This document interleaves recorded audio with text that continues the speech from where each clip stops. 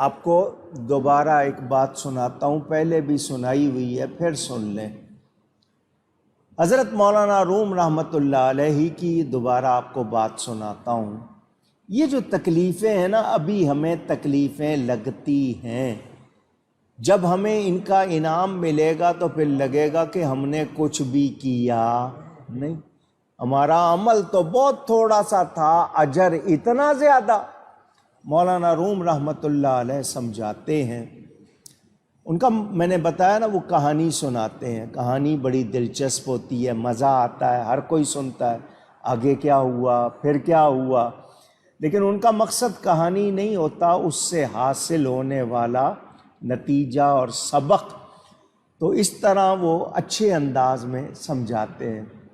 فرماتے ہیں ایک شخص جا رہا تھا، سفر کر رہا تھا، جنگل تھا، اس زمانے میں سڑکیں نہیں ہوتی تھیں، سواریاں اس طرح کی نہیں تھیں، وہ پیدل سفر کر رہا تھا۔ اس نے دیکھا کہ دھوپ بہت سخت ہے، تو وہ ایک درخت کی چھاؤں میں لیٹ گیا۔ اچھا، بعض لوگ ہوتے ہیں جب سوتے ہیں ان کا منہ کھل جاتا ہے، ناک سے سانس نہیں لیتے بلکہ منہ سے لیتے ہیں۔ جس کا یہ ناک کا اسفنج بند ہو اس کی یادداشت کبھی اچھی نہیں ہوتی۔ اگر کسی کو ایسی تکلیف ہو علاج کرانا چاہیے۔ بہرحال اس کا بھی یہی حال تھا، وہ سو گیا، گہری نیند، منہ کھل گیا۔ دور ایک فاصلے پر ایک آدمی گھوڑے پر سوار جا رہا تھا۔ اس نے دیکھا کہ درخت کے نیچے ایک آدمی سویا ہوا ہے، اس کا منہ کھلا ہوا ہے اور اس کے منہ میں سانپ جا رہا ہے۔ وہ سانپ کو بہت بڑا نہیں، سانپ تھا چھوٹا، لیکن جا رہا، اس نے دیکھ لیا، اس نے گھوڑا دوڑایا، لیکن جب تک وہ قریب آیا سانپ اندر جا چکا تھا۔ اس کے ہاتھ میں چھڑی تھی، لکڑی تھی، اس نے اس کو مارا کہ اٹھو۔ یہ گہری نیند میں تھا، اس کی لکڑی جب لگی تو آنکھ کھلی، کیا بات ہے؟ اس نے کہا اٹھو۔ اس نے کہا کیا یہ تمہاری زمین ہے؟ اس نے کہا مجھ سے سوال نہیں کرو، اٹھو۔ ساتھ میں وہ چھڑی دکھاتا تھا۔ اس نے کہا میں آرام کر رہا ہوں، نیند کر رہا ہوں، تمہاری زمین نہیں، کیوں اٹھا رہے ہو؟ اس نے کہا اٹھو نہیں تو ماروں گا۔ وہ اس کو ہلکی ہلکی اس نے لگائیں، وہ مجبوراً اٹھا۔ اس نے کہا ہاں جی کیا کرنا؟ اس نے کہا دوڑو۔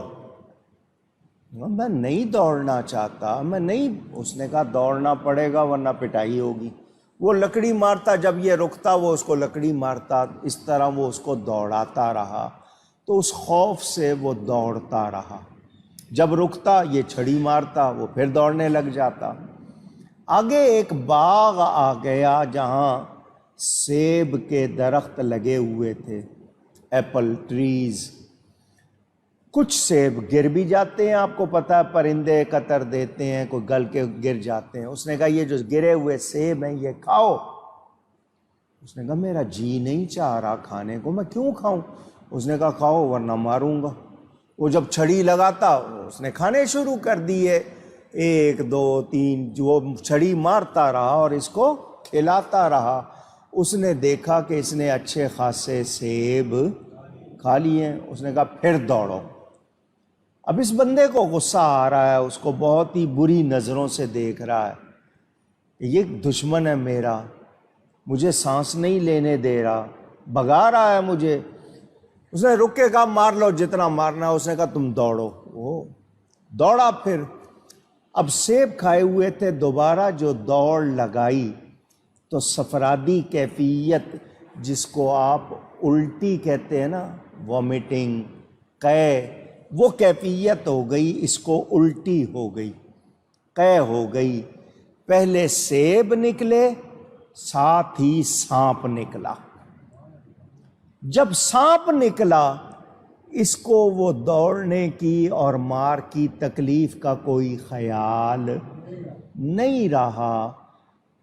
ایک دم پہلے تو ہکا بکا ہو گیا، اب اس کی طرف جو مار رہا تھا اس کی طرف اچھی نظروں سے دیکھ رہا ہے کہ یہ تو میرا محسن ہے، اس نے تو مجھ پر مہربانی کی ہے، میں تکلیف سمجھ رہا تھا، یہ تو مہربانی کر رہا تھا۔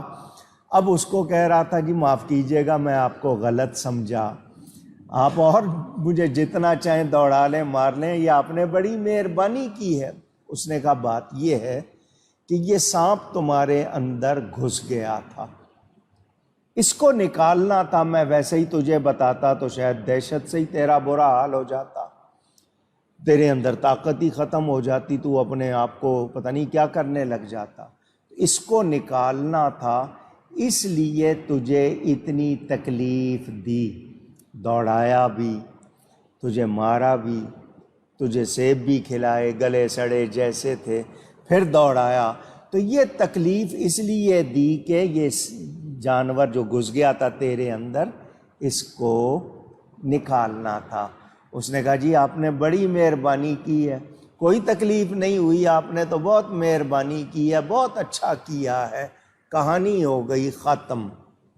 اب مولانا روم رحمۃ اللہ علیہ فرماتے ہیں اے انسان، تجھے لگتا ہے گرمی سردی، صبح صبح اٹھوں، وضو کروں، مسجد جاؤں، نماز پڑھوں، 5 وقت مسجد میں جاؤں، نماز پڑھوں، رمضان آئے تو تراویح بھی پڑھوں، روزے بھی رکھوں، حج بھی کروں، نیکی کروں، تجھے لگتا ہے کہ مجھ سے اتنی محنت کروائی جا رہی ہے، لیکن جب تجھے اس کے بدلے جنت ملے گی، تجھے انعام ملے گا، تو تجھے یہ تکلیف بہت چھوٹی لگے گی، وہ انعام بہت بڑا ہوگا۔ تجھے ہوگا کہ میں نے تو کچھ کیا ہی نہیں۔ دیکھو نا، ماں 9 مہینے بچے کو پیٹ میں رکھتی ہے، کتنے درد کے جھٹکے لگتے ہیں، کتنی تکلیف اٹھاتی ہے۔ موت زندگی کا مرحلہ ہوتا ہے جب وہ بچہ جنتی ہے، مگر جب بچہ گود میں آ جائے اس کو تکلیف یاد رہتی ہے، وہ اتنی خوش ہو جاتی ہے، اس کو ساری تکلیف بھول جاتی ہے۔ تو جب مومن کو انعام ملے گا، رب کی رضا اور جنت ملے گی، تو اسے لگے گا کہ میں نے تو کوئی محنت کی ہی نہیں، کوئی تکلیف اٹھائی ہی نہیں۔ تو یہ اگر اللہ کی راہ میں تکلیفیں آتی ہیں، امتحان ہوتے ہیں، تو ان سے ہمارے درجے بلند ہوتے ہیں، رتبے بلند ہوتے ہیں۔ ہم نے اس کو کبھی بھی ظلم نہیں سمجھنا، اللہ کسی پہ ظلم نہیں کرتا، ہماری برداشت سے زیادہ ہم کو تکلیف بھی نہیں دیتا ہے۔ حالانکہ آپ گرم بوائلر کے پاس ڈیوٹی دے لیتے ہیں، سارا دن دھوپ میں پتھر توڑ لیتے ہیں، کتنی مزدوری کرنے والے سب کچھ 2 پیسے کے لیے کرتے ہیں، تو رب کی رضا کے لیے تھوڑی سی عبادت نہیں ہوتی؟ کیسا ہے انسان جو یہ کہے کہ نہیں جی مجھ سے عبادت نہیں ہوتی۔ میرے دوستوں اور بزرگوں، ایک حکایت کسی نے لکھی ہے کہ ایک استاد تھا، وہ بچوں کو خوب مارتا تھا۔ ایک بچے نے مار کھائی تو اس نے یہ اس وقت عہد کر لیا اپنے آپ سے، اس نے وعدہ کر لیا کہ میں جب بڑا ہو جاؤں گا اور تخت پر بیٹھوں گا، مجھے بادشاہی مل جائے گی، تو اس استاد سے میں بدلہ لوں گا، اس نے مجھے بہت مارا ہے، میں نے اس کو چھوڑنا نہیں۔ جب وہ تخت شاہی پر پہنچ گیا، کیونکہ وہ بادشاہوں کی اولاد میں سے تھا، تو اسے استاد کی مار یاد آئی، میں کس طرح پٹتا تھا۔ تو اس نے اپنے ملازم کو، خادم کو کہا کہ استاد صاحب کو بلا کے لاؤ۔ خادم گیا اور استاد صاحب کو وہاں ان کے پاس پہنچا اور ان کو بتایا کہ جی آپ کو بلایا گیا ہے۔ استاد نے راستے میں سے چلا، وہ ایک سوکھی لکڑی اٹھا لی، چھڑی ہوتی ہے نا، ایک اٹھا لی، اور بادشاہ کے پاس آ گئے۔ بادشاہ نے حال پوچھا، کیسے ہیں آپ، خیریت سے ہیں؟ تو استاد نے ایک میوہ، آپ ڈرائی فروٹ سمجھ لیں یا پھل سمجھ لیں، اٹھا کر پیش کیا اور کہا خدا تعالی آپ کی عمر دراز فرمائے۔ یہ میوہ جو آپ کو میں پیش کر رہا ہوں، یہ آپ کو جو بچپن میں نے پٹائی کی تھی نا، مارا تھا، یہ اس کا نتیجہ ہے۔ آج آپ تخت شاہی پر جلوہ گر ہیں، تو یہ میوہ حاضر ہے، اور آپ اپنے استاد کی خدمت سے نفع اٹھائے بغیر اس درجے کو پہنچ سکتے نہیں تھے۔ بادشاہ نے دیکھا کہ آج بھی وہ آیا ہے، تو اس کا انداز وہی سمجھانے والا ہے۔ اس نے کہا جی بات آپ کی سچی ہے، اگر آپ مجھ سے اتنی محنت نہ کراتے تو میں اس قابل نہ ہوتا۔ تو اس نے کہا اب مجھے سمجھ آ گئی ہے بات کی کہ یہ جو مار پڑتی ہے اس کا نتیجہ پھر کیا ہوتا ہے۔ یہ وہ مار نہیں ہے جو بگاڑ دے، اس مار نے مجھے قابل بنایا۔ آج میں آپ کو پھر سلام پیش کرتا ہوں۔ اس نے استاد کی عزت کی، ان کو اپنے ساتھ بٹھایا، تو معلوم ہوا یہ جو تھوڑی بہت کبھی تکلیف آتی ہے، یہ ہمارے لیے درجے بلند کرنے کا باعث بنتی ہے۔ چنانچہ بتایا گیا کہ تمہیں بخار بھی ہو جائے، درد بھی ہو جائے، اس سے بھی تمہارے گناہ جھڑتے ہیں۔ اب اندازہ کیجئے کہ اس حالت میں ہم جو تکلیف اٹھاتے ہیں تو اس میں بھی ہمارے گناہ جھڑتے ہیں، مگر کب؟ جب ہم شکایت نہ کریں، شکایت نہ کریں۔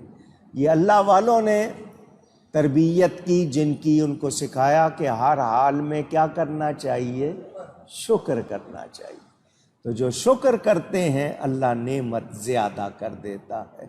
میرے دوستوں اور بزرگوں، پہلے لوگوں کا حال دیکھو، پہچانو، ان کے ساتھ کیا کیا ہوا، انہوں نے کیا کیا تکلیفیں اٹھائیں۔ آج ہم چھوٹی سی تکلیف پر شکوہ کر دیتے ہیں۔ تو امتحان اگر ہو تو ثابت قدم رہو اور صبر کرو، اس کی جزا ملے گی، لازمی بات ہے، انعام ملے گا، کرم ہوگا، کوئی نقصان نہیں ہو۔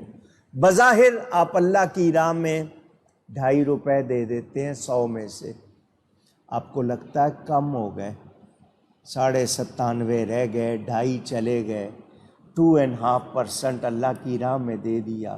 مگر اللہ کا وعدہ ہے دو گے کتنا ملے گا؟ 700 یا جتنا دگنا یا اس سے زیادہ، اللہ جتنا چاہے۔ لیکن سوچنا یہ چاہیے کہ ہم نے اپنا کیا دیا ہے؟ ہمارا تو کچھ بھی نہیں، مگر اس پر بھی انعام ملتا ہے۔ تو اے بندے، اللہ کی طرف سے جب امتحان ہو تو اس پہ شکایت نہیں کرنی۔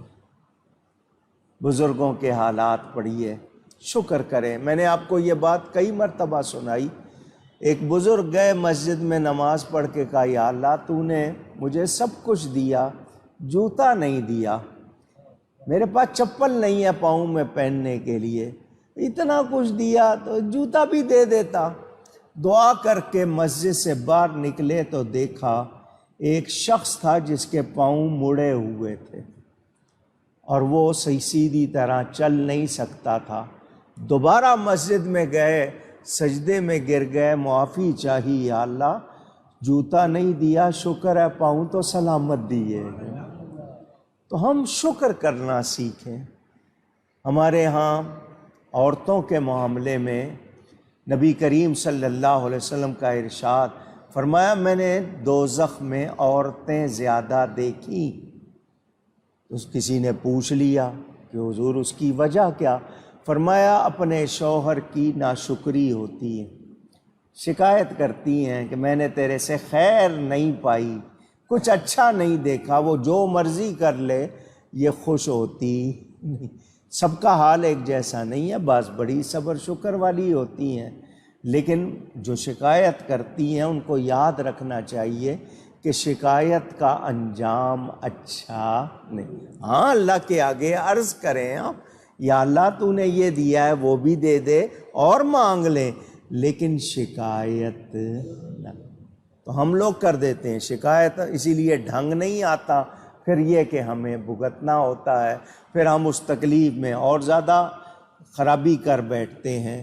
تو اللہ والے اللہ کی عطا سے ہمیں سکھاتے ہیں کہ ہر حال میں اللہ کا شکر کرو، تو جو شکر کرتے ہیں وہ کامیاب ہوتے ہیں۔ میرے دوستوں اور بزرگوں، کبھی کبھی ہمارا حال یہ ہوتا ہے، ہم خود اپنے ہاتھوں اپنی نیکی کو بھی ضائع کر دیتے ہیں۔ نیکی کی ہوتی ہے مگر ضائع کر دیتے ہیں۔ کوئی بات ایسی کہہ دی یا کوئی کام ایسا کر لیا کہ اس کو برباد کر دیا۔ تو ہمارے اپنے عمل سے ہوتا ہے، اگر سمجھ نہیں ہے تو سیکھنا چاہیے۔ بچوں کو چھوٹی عمر میں سکھا دو تاکہ وہ بڑے ہوں تو انہیں یاد رہے۔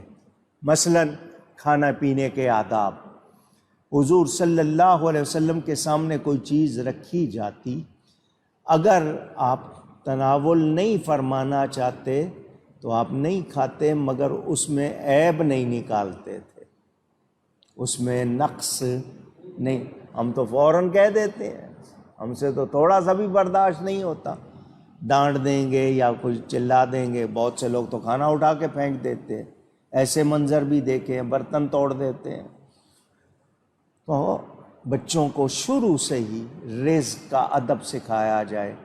یہ رزق اگر ناراض ہو جائے تو پھر آتا نہیں۔ اللہ کی نعمتوں کی قدر کریں، بلکہ